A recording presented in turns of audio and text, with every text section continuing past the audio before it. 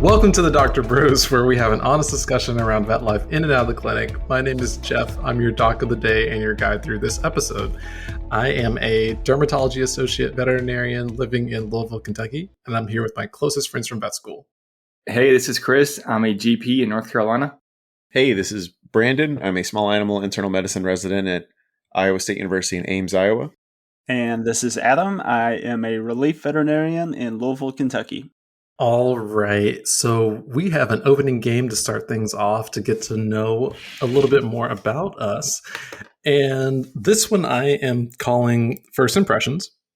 So your jobs, contestants, Brandon, Adam, and Chris, are to give me a maximum of 3 words or 3 adjectives for a topic that I give you. Everybody will get just 2 topics, and I want the first thing that comes off of the top of your head for what I give you. Are you ready? Sure. No. Let's do it. Okay, perfect. Everybody's ready. So I'll start with Adam. Oh, shit. We're going one at a time? Yes. Okay. All right. Okay, I'm ready. Adam. Okay. First impressions, maximum of 3 adjectives or 3 words. Remember, it's like word association, okay? Okay. Marriage. Oh, lovely. Yes, I'm obviously married, so I am very pro-marriage. 3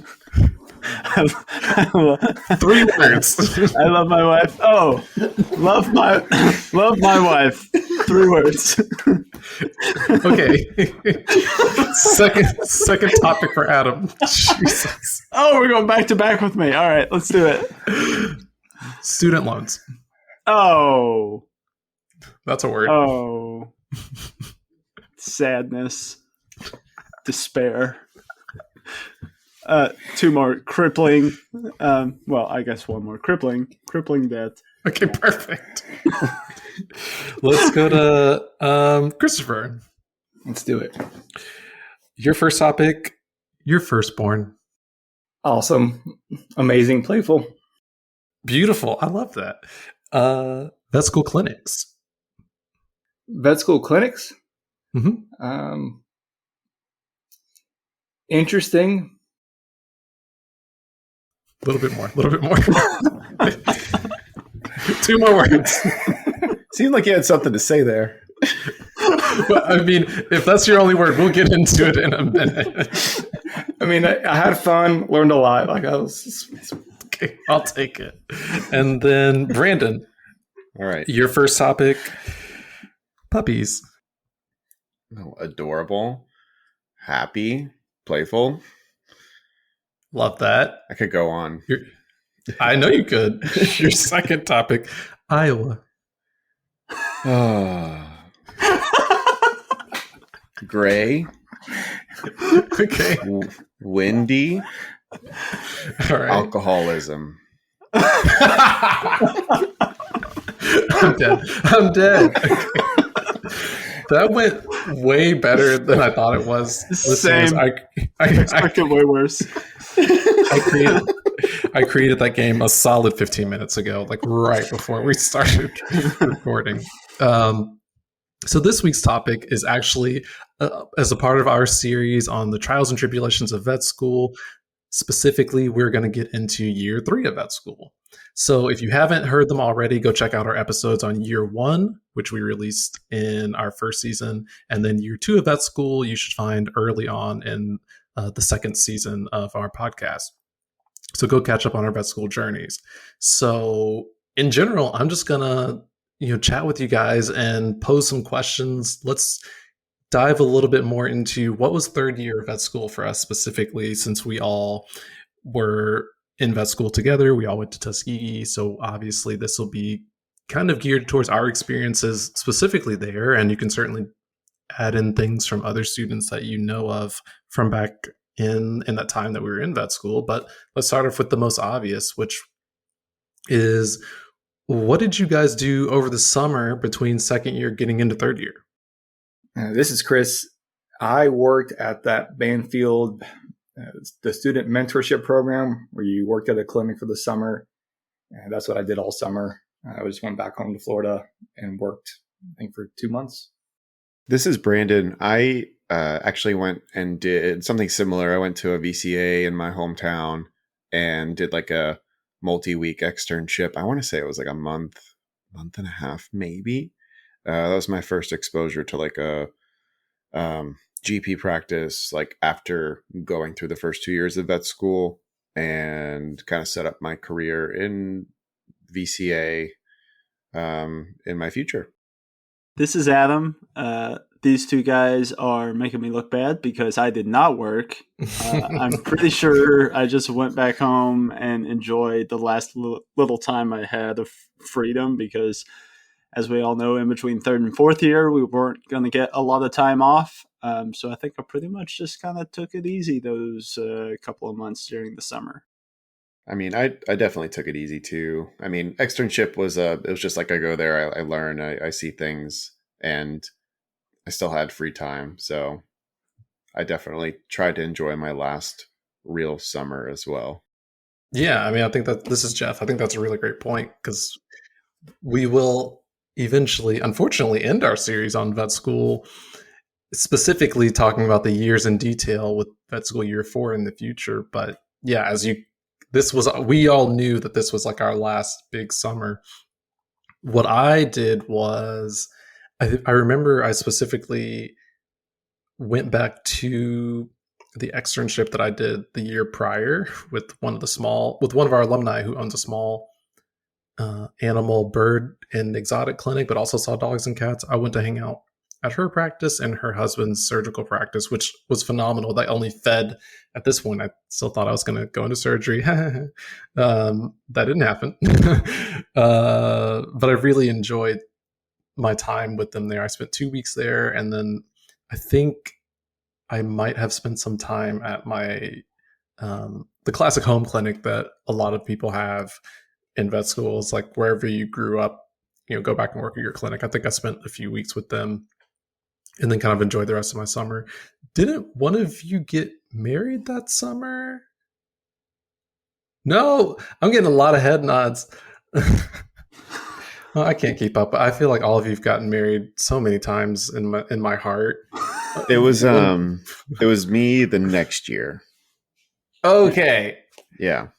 Same. So Chris was up first, then Brandon, then Adam. Yeah. Yes. Okay. I don't know. That makes sense. That makes sense. So moving into our next question, what classes did you thrive in third year, and what classes were you simply surviving in? This is Brandon. As funny as it may be, I didn't initially do very well in medicine. I'm trying to think when we had medicine and surgery as kind of like a group class, and then I want to say we went into, they were kind of like lumped together, but yeah, I for whatever reason I just didn't do as well. I don't know if it was the teaching style. I want to say that was like more of the thing with me. I wasn't getting as much out of the lectures as maybe other people were, and for whatever reason I just didn't do as well. Funny enough, now I'm in medicine and I love it, but yeah, I just thought that was, I remember that specifically looking back. I was like, I remember not enjoying it as much as I thought I would. And this is Jeff, and I completely understand that. I mean, I think a lot of people had a hard time in internal medicine. I don't think that was special. That was one class that I had to kind of like get my stuff together for, but just to kind of give everybody an idea of the classes we're looking at, we had our schedule, but the types of classes that we had third year were internal medicine and surgery, theriogenology, large animal medicine. We had a specific small animal lecture separately, problem-based medicine, which I believe was more diagnostic, and then our clinics, which was more in the afternoons, which we'll get into. So most of our classes for this year were kind of on a hybrid schedule. We had classes mostly in the mornings and then clinics from about 1 to 4:30, LOL, aka completely dependent on the clinic. I feel like I was really good third year. In particular, I'm just going to say the clinical part was probably where I thrived, because the individual classes in the mornings were good. And then we kind of had clinics where finally we got into our rotations and we were going through what felt like each of these topics separately on their own. And I'm super hands-on. So like I really thrived getting up out of the classroom setting and getting around.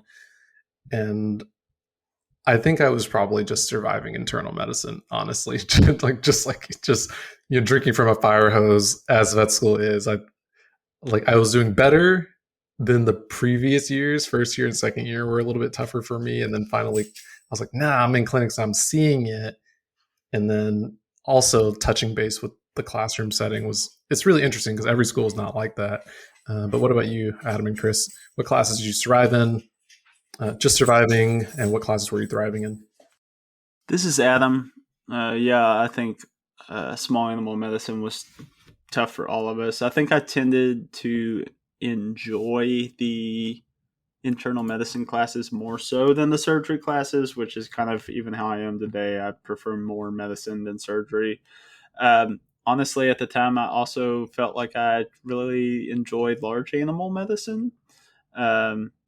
I don't know that I guess early on in vet school, I thought about maybe going to large animal. At that time, I feel like I'd pretty well steered more towards small animal.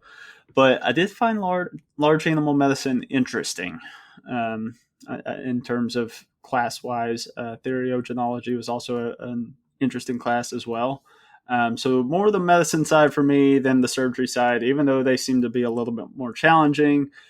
Surgery, for some reason, especially with going over it in class, I mean, I'm kind of with you, JT. I'm more of like have to be in it to know, to learn better. So It was tough going through class, and like I would see them have pictures of like certain suture patterns, and I'm just like, I cannot follow this from a picture. I just can't look at this picture and see what's happening with this suture. Like I have to see it in person. So that was, I'd say, one that I maybe struggled with a little more in the classroom, especially. Hey, this is Chris. Pretty much in the same boat with everyone. Is small animal medicine was probably the hardest one for me during third year. Everything else was kind of a blur. Obviously going to the opposite of Adam, I did enjoy the surgery stuff and all that. But yeah, small animal medicine was probably the hardest. The only one I really did enjoy was cardiology. For some reason, that really clicked with me, was cardio. It did. Yeah. I remember your experience with cardiology because it was blowing. Cardiology came for me, and I was really struggling. I was like, Chris just really gets this stuff.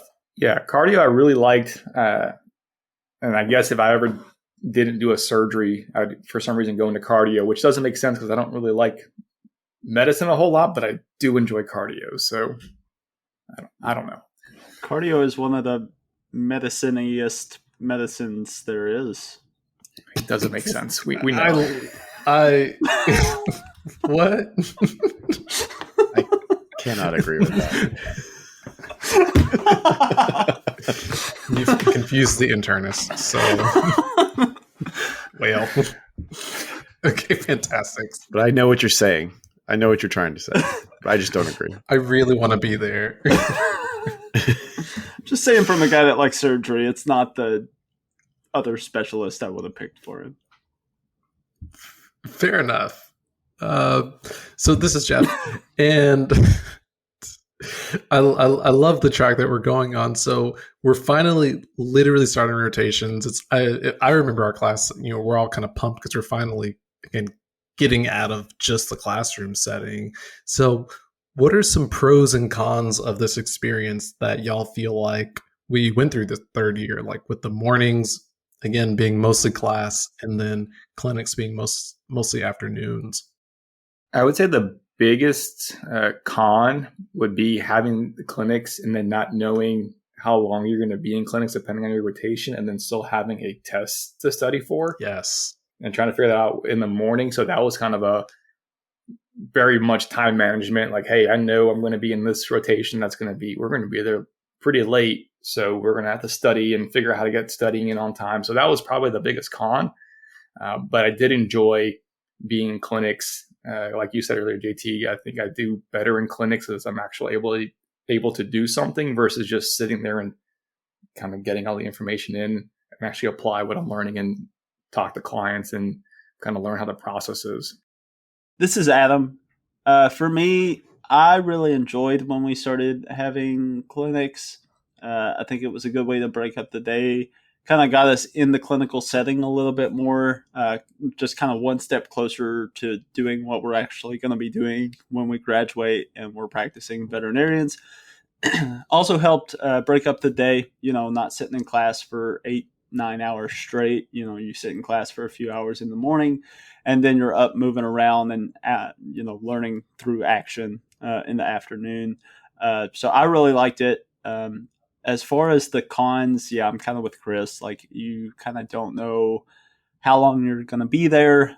It may just be for a little bit, maybe all day. If you're on an emergency rotation, you may be there overnight, and you have to be awake overnight. And you still have to find time to study for those tests that you have coming up either tomorrow or later that week. And you're on colic watch, throughout the night. So kind of makes it difficult in terms of finding time and having at least a routine schedule for your studying. But again, being able to get up, move around, see things in action, and learn through doing was very helpful. Yeah, this is Brandon. I agree. It was nice to actually see things in a clinical setting. I think that helped me. That always helps me learn more. Even now in residency, seeing cases, I learn way more than I do just reviewing previous lectures, textbooks, stuff like that.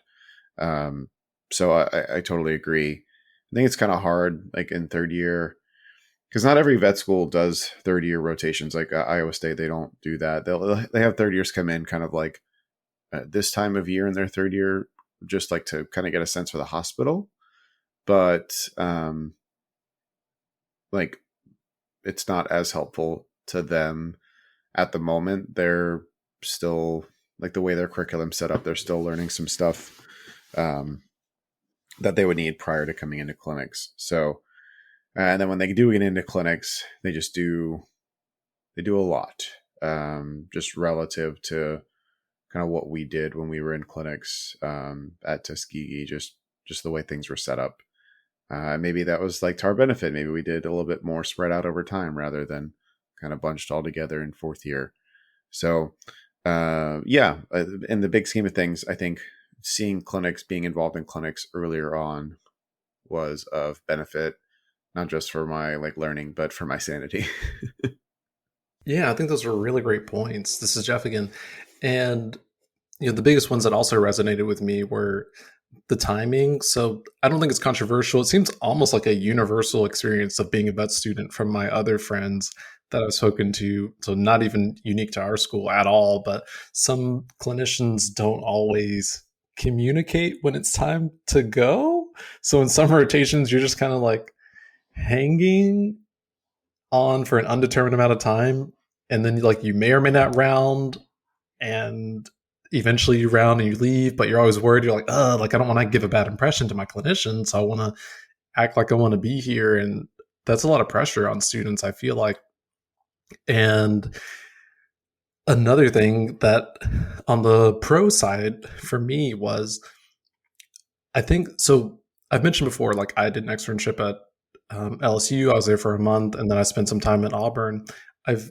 And from other vet schools, I had some friends at UGA, and I think we were, at least in those schools, unique for the fact that we did the split classes and clinics.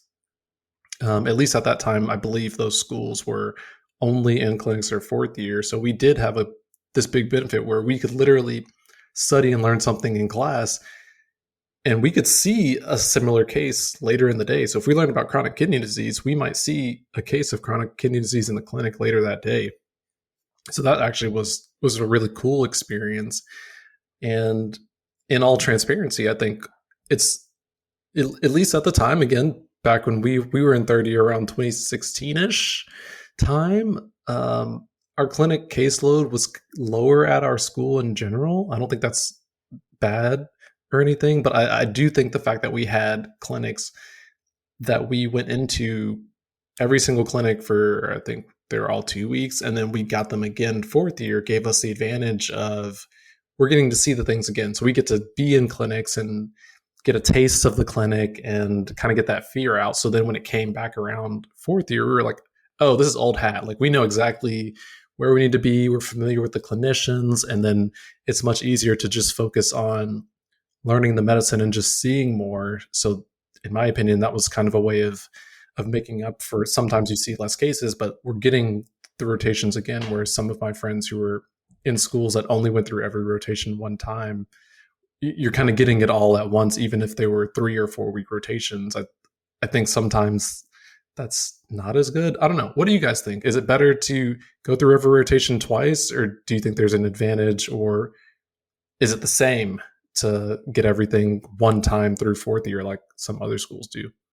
This is Chris. I would think that getting it twice is better, because you kind of see it the first time and then you kind of let it kind of simmer for a little bit, and when you come back to it again the next year. And your rotation schedule also changed between third and fourth year. So it wasn't like you had the same, like in, I don't know, making up a date, like September of third year wasn't, so it was like it was junior surgery or surgery of some sort. It wasn't mean you got into surgery for fourth year. It could have been at a different time. So I think it kind of worked out well in our favor to do that and kind of get through multiple rotations twice, especially also for taking the NAVLE, because you got through just about every rotation before you took the NAVLE, versus if you just did it all at one time, you might have made a rotation before taking the NAVLE. Sure, I agree. Yeah, this is Adam. I agree with that. Obviously, we're probably biased because that's the way we did it. But yeah, I think the advantage of that, the advantage of that in third year is, like you said, you talk about the case and then you may see it in the afternoon, and then you get to go through all of that third year, and then something may have kind of waned from your memory, and then you get to go back through it again and reinforce that fourth year. So it's like, oh yeah, that you may come across something fourth year and be like, oh yeah, that was a really important concept. I didn't remember that from third year rotation, but now I remember it, and it's going to stick with me for the long haul. So, again, maybe a little biased, but I liked the way that the setup that we had going through rotations third and fourth year. Yeah, I think it's a good point. This is Jeff again. Chris, I like how you brought up, like, NAVLE was kind of, third year was kind of when we were kind of like, oh, that's kind of around the corner. So it's starting to really become physical, something you could almost touch, like you could see it coming down. Maybe it's not the light at the end of the tunnel. It was more like the dark at the end of the tunnel. This is what it felt like at the time. But I think it's a really good point. Like, at least for us, I do feel like it was really helpful to kind of touch a little bit of everything, but it was harder sometimes to keep up with classes, because if I had clinics and a really, really tough case at the same time, my mind was in two places. Like, I'm trying to focusing on my case and going and looking up things for my case and touching base with my clinician and surgery or medicine or radiology, wherever I was. But half of my brain is like, this test is in 2 days. So like splitting I felt like I'd a split personality. I'm like, I really have to focus on studying. So I would spend time studying my notes if I didn't have a case, and then you're still running around learning because you're in the clinic for the first time, just figuring out what your place is, what your role is as a baby clinician in the clinic, as a third year, bottom of the totem pole. But I think all good points there. And as we're kind of coming towards the end of things, my last general question about third year would be, what tips do you have for anybody specifically at Tuskegee, for our hybrid class schedule, but any tips for third years across the board as you're getting into that upperclassman year? Is there anything you would do different or offer to students out there rising third years? So second year's about to finish, and then third years you're already in it. This is Adam. A couple of things I'd say. One is definitely keep your options open.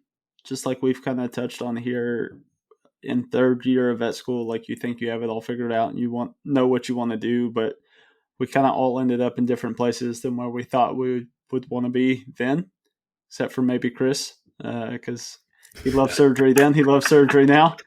He's over here shaking his head no. But the rest of us kind of took unexpected twists and turns to get to where we are. So definitely just keep your options open. Don't shut yourself off from any specific class or subject. And the other thing I would say, and something I wish I had done, is kind of find a mentor in school. Like, kind of pick the professor that you learn the best from, or teaches the subject that you're the most engaged with and you're the most intrigued by, and just visit them in their office, talk to them, get to know them, learn from them outside of the classroom, just because that's what they're there for. They're there to help you learn. And most of the clinicians that we had were very open to that. And I personally never took advantage of that. And that's one thing I regret, because I know some students who had great relationships with some of the professors and some that still have good relationships with some of the professors.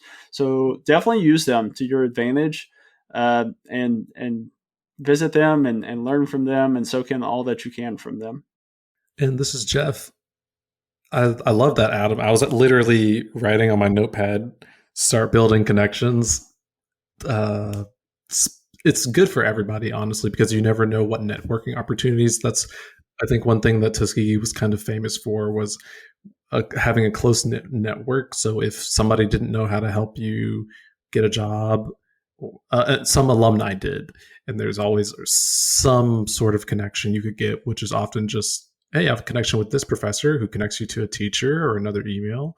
I've mentioned on the pod before, when I got interested into dermatology, it was Dr. Tamisha Hubbard who put me in front of my mentor.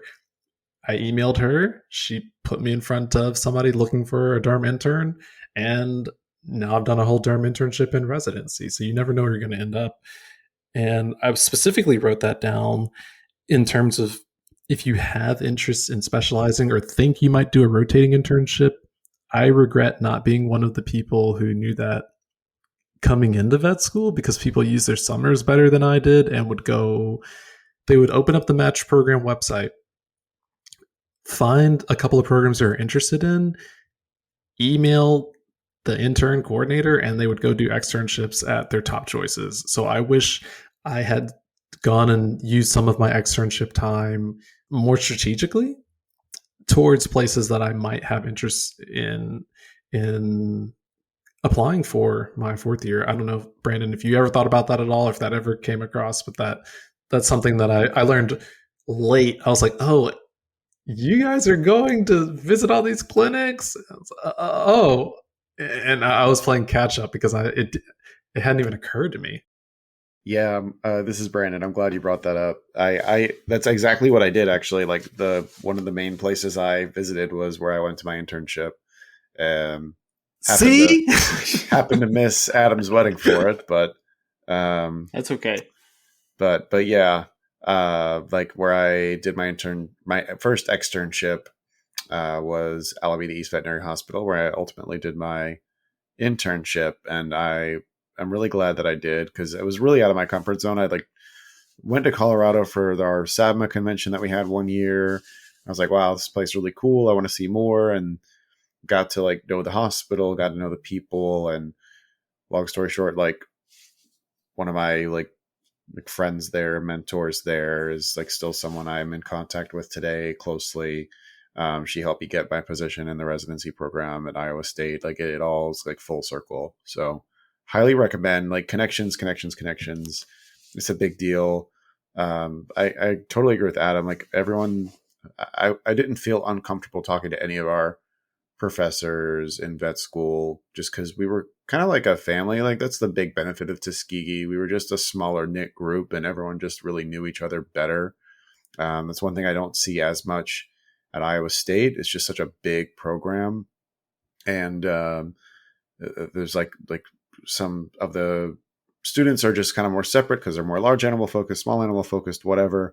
I really enjoyed the like family aspect of Tuskegee and like how we were a really close knit group and could really talk to kind of anyone in the building about anything that we needed, and they'd help us out. So yeah, I like if you're in vet school now, whether you're at Tuskegee or somewhere else, I really like what Adam said. Get to know one of your professors, especially if it's in like an area of interest that you have.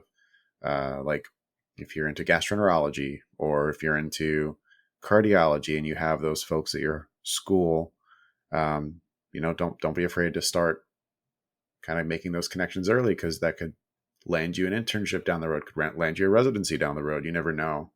And even if you don't go down those paths, then you have someone that can vouch for you on a like letter of recommendation down the road. Yeah, this is Jeff again. And I also want to point out, maybe this is an obvious thing, is you never know if those connections are going to be jumping zones to future things, but it may also give you clarity on what you don't want to do.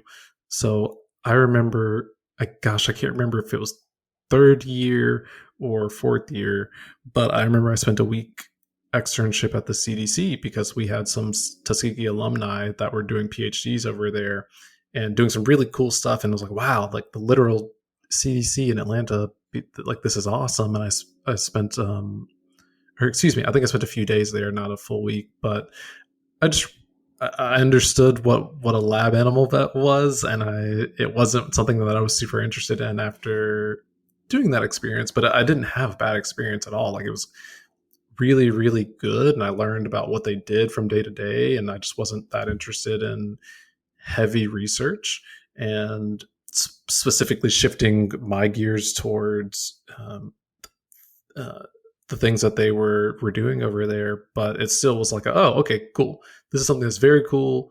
It's not a primary interest of mine, but I'm glad that I know that because it checks off a what if in my brain. So the last question that I wanted to ask you guys, again, more of like a get to know us, feel good question. And specifically, I wanted to take a moment and like shout out an old friend. So clearly we're all besties in here, but I wanted you guys to tell me about one of your oldest, longest best friends that you have, maybe a childhood friend, and one thing that you appreciate about them. This is Adam. So I got to shout out my friend from back home, Kevin. He was one of my friends from high school. We went to college together. We roomed together all 4 years of college. He was the best man at my wedding. He still to this day we talk quite a bit. Anytime I'm back in or going back to visit family in my hometown, he's always texting me saying, "Hey, let's get together, let's hang out." The one thing I'd say I appreciate about him the most, I mean, several things, but the one that stands out is he's a pretty good golfer, and I am an atrocious golfer. Atrocious is putting it nicely, I guess. But we'll go golfing sometimes, and he is very patient with me, and he will drive the cart 5 feet forward to my second hit while I walk to the ball and not complain at all. And we still find a way to have fun with it. So very patient with me in the golf game. But yeah, I got to shout out my buddy Kevin. Love it. This is Chris. I guess I'll shout out my buddy Dave. Met him in kindergarten. We were best friends throughout growing up. So he was the best man at my wedding. But yeah, he's always just been a guy I could count on, and could text at any time and say, yeah, he'll be there. So now we live. I mean, I'm up in North Carolina. He's still down in Florida. But yeah, I was texting him the other day. He just had a birthday, so I was just talking to him then. Well, happy birthday, Dave.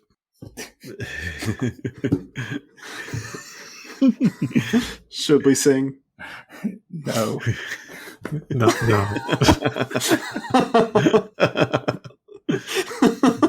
This is Brandon. Just growing up, I moved a couple of different times. I don't have like a long-standing friend from way back.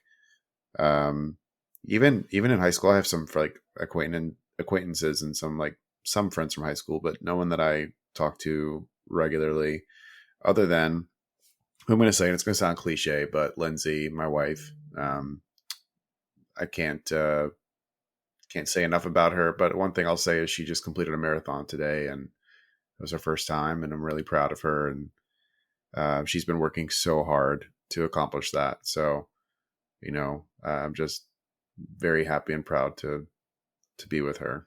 And we've been together for like, God, I don't really count the marriage thing because we've been together way longer than that. It's like 15 years now. It's crazy. Good grief. First of all, congratulations, Lindsay, friend of the pod. That's a marathon is incredible. And this is Jeff. So my oldest friend would be my friend Andrea, who I met in 3rd grade. Honorary mention, my buddy Steven, who technically I met in 3rd grade, but we didn't get super close throughout school until high school. But Andrea and I have been like close, thick as thieves and all that since literally 3rd grade up to now. We're literally in our 30s. And it's super close friend. It was funny because she went into like IT world and I was always into the sciences. We even lived together a little bit in college. And then the thing I appreciate the most would be that she's always like a solid rock as a friend. My boomerang, she's one of those people, like if we don't speak for a month or longer, you can always like start up a conversation as if nothing ever happened with a phone call, text message, FaceTime, anything. So that's one thing I really appreciate about her.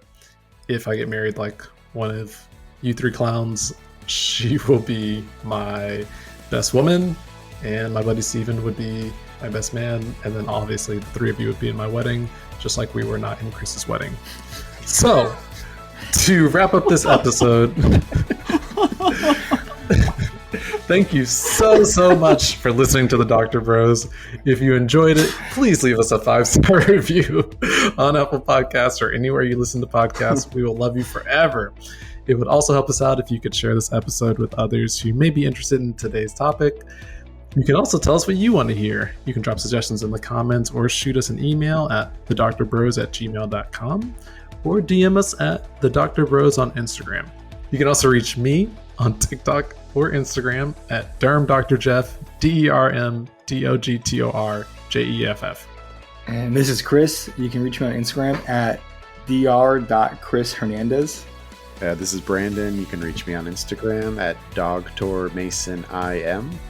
And this is Adam. You can reach me on Instagram at DrAdamDVM. That's DrAdamDVM.